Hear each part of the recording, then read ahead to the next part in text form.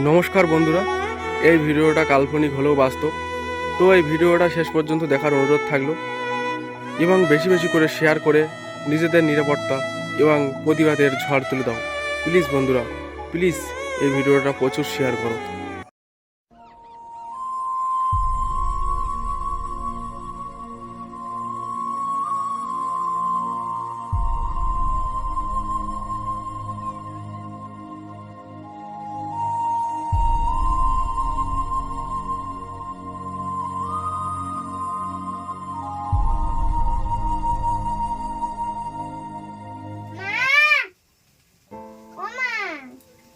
কি রে, কি হয়েছে?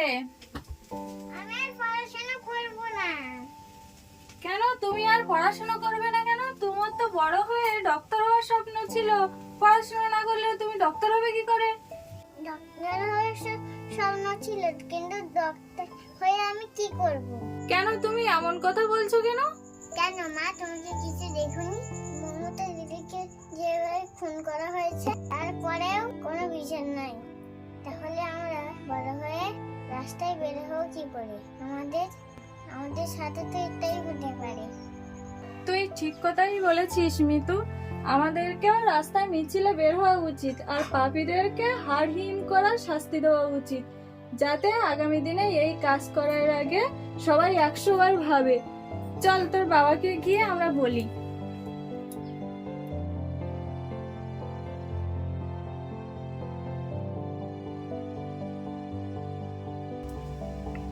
তুমি মাছ পেয়েছো? তোমার সাথে একটা কথা ছিল। কেন, কি হয়েছে? আমাদের মিতু বলছিল আর পড়াশোনা করবে না, ডক্টরও হবে না। কেন? ডক্টর মৌমিতা দেবনাথকে যেভাবে হত্যা করা হয়েছে, সেটাই আমাদের মিতু কিভাবে জানতে পেরেছে, সেই জন্য আর পড়াশোনা করবে না বলছে। কেন এই ছোট্ট কারণের জন্য পড়াশোনা করবে না বলছে? এরা কি ছোট্ট কারণ? যারা এই কাজটা করলো তাদের এখনো শাস্তি হলো না, এই ঘটনাটা তো আবারও ঘটতে পারে। চলো না আমরা সবাই মিলে শাস্তির দাবিতে মিছিলে বের হই। পাগল হয়ে গেছে নাকি? সৌরভ গাঙ্গুলির মতো একজন বড় ক্রিকেট খেলোয়াড়, সে বলছে যে এটা একটা সামান্য ব্যাপার। তারও তো একটা মেয়ে আছে। ওদের তো প্রচুর টাকা আছে, ওদের মেয়েদের পিছনে 10টা গাছ রাখতে পারবে। ওরা তো এইসব কথাই বলবে। আমাদের মতো গরিব ঘরের মেয়েদের পিছনে প্রোটেক্ট করার মতো কার সামর্থ্য আছে? হ্যাঁ, তুমি ঠিক কথাই বলেছো। ওদের সাথে আমাদের তুলনা হয় না, বরং ওদের কথাই আমাদের নাচা উচিত নয়।